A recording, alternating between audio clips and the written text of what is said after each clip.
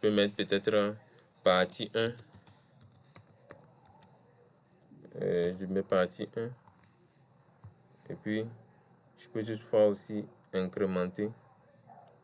Vous voyez, on peut faire partie 1, partie 2, partie 3 et partie 4 en même temps.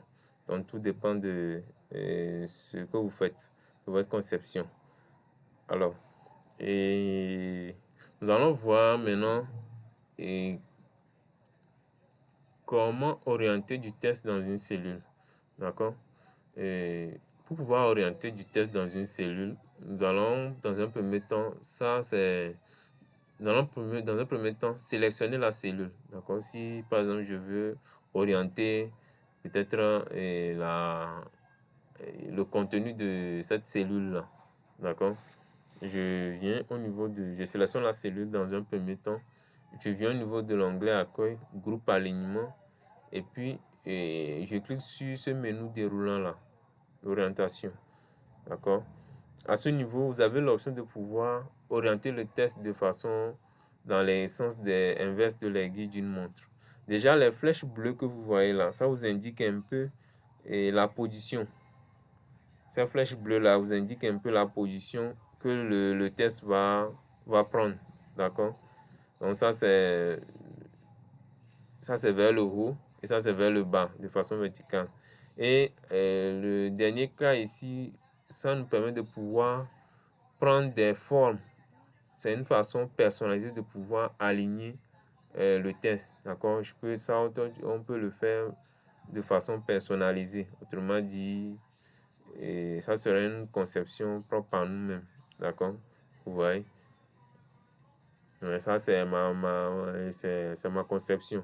Quelqu'un d'autre je peux faire un retour en arrière avec le bouton retour annulé.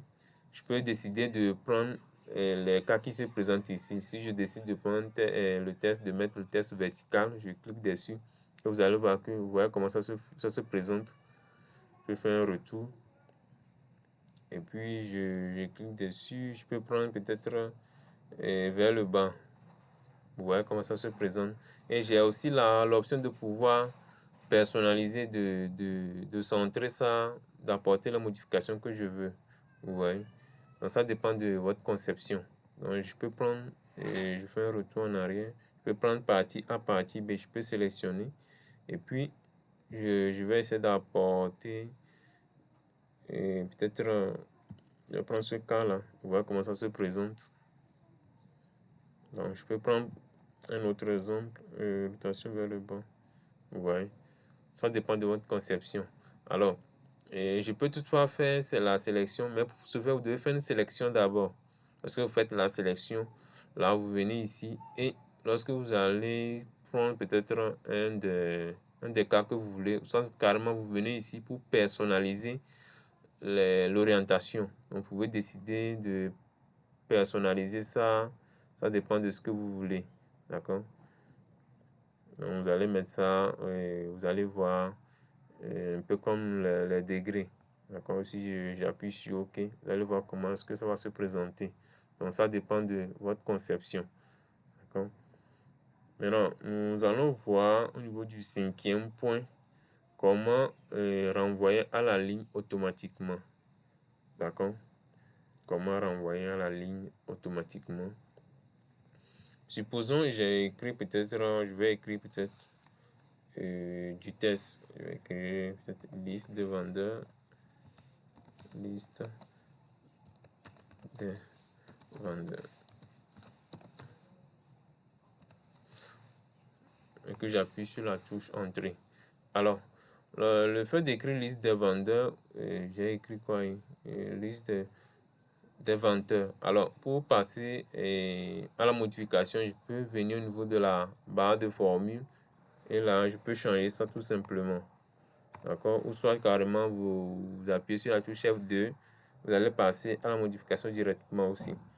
D'accord. Maintenant, lorsque j'ai écrit liste des vendeurs, nous sommes au niveau de la cellule A13. A12 plutôt. D'accord? Nous sommes au niveau de la cellule A12.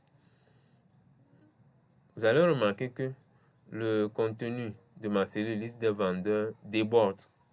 Comme si le contenu est parvenu jusqu'à la cellule B12. C'est ce que vous voyez. Bon, eh bien non. Et le truc, c'est que le contenu de ma cellule est A12. Si je clique sur la cellule B12, vous allez voir qu'il n'y a pas d'information. Ce qui veut dire que le contenu là est resté uniquement que dans la cellule A12, même si on a l'impression que le contenu n'est pas venu jusqu'à la cellule B12. Alors, lorsqu'on saisit et qu'on a ce type de cas là, pour résoudre ça, vous allez venir, vous faites une sélection de la cellule et vous venez sur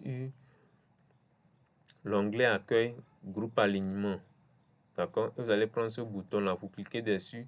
Donc ça permet de pouvoir renvoyer à la ligne automatiquement. Donc lorsque je clique dessus, vous allez voir que Excel a réorganisé. D'accord? Excel a renvoyé à la ligne automatiquement. Donc, autrement dit, le contenu s'est adapté. D'accord? Donc pour ce faire, on peut peut-être prendre un autre exemple. Peut-être liste des produits. Liste des produits. Une liste des produits. Ouais. Et là, je fais la même chose. Je clique sur la cellule et je prends l'option renvoyer à la ligne. Ouais. Donc, lorsque vous faites une saisie dans une cellule et que ça déborde, vous pouvez utiliser l'option là pour renvoyer à la ligne de façon automatique. Alors, je fais un retour en arrière pour les deux cas. Maintenant, on peut toutefois décider de le faire de façon manuelle. D'accord? Pour pouvoir faire ça de façon manuelle, et je peux décider peut-être d'écrire liste des produits. Alors, vous voyez que ça déborde. D'accord? Au niveau de la cellule, ça déborde pour entrer au niveau de la cellule B14. Là, pour pouvoir faire ça, je peux utiliser le raccourci Alt Entrée.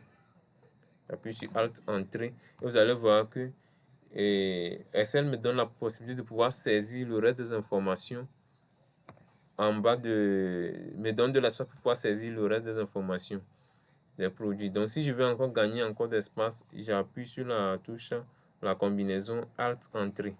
D'accord? Parce que j'appuie sur Entrée, vous allez voir que Excel me donne l'espace pour pouvoir saisir ce que je veux. Mais toutefois, je peux décider de personnaliser encore la position. D'accord? Donc si par exemple ici je me mets à saisir et peut-être je mets peut-être liste, je reprends ça.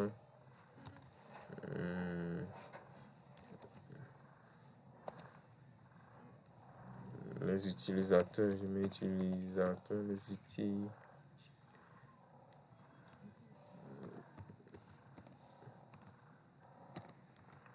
Ouais. Quand ça déborde, je peux appuyer sur peut-être la touche entrée. Alt entrée.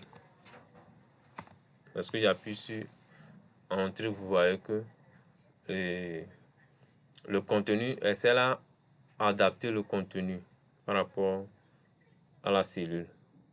Vous voyez un peu. Maintenant, le dernier point, nous allons voir comment effacer du contenu dans une cellule ou plan de cellule. D'accord, pour pouvoir effacer du contenu dans une cellule ou plan de cellule, il vous suffit de pouvoir sélectionner la zone où vous voulez effacer du contenu. Sélectionner la zone. On peut effacer de cellule par cellule, mais ça va prendre un peu de temps. D'accord? Ou soit si c'est cellule par cellule, vous faites une sélection de la cellule et vous appuyez sur la touche Sup, bien sûr dans la touche Delete de votre clavier. Et vous allez voir que le contenu va être supprimé. Mais pour aller un peu plus rapidement, vous faites une sélection. On a déjà appris comment faire une sélection. Et vous faites un clic droit. Vous allez voir l'option effacer le contenu. D'accord? Donc, c'est la meilleure manière de faire. D'accord?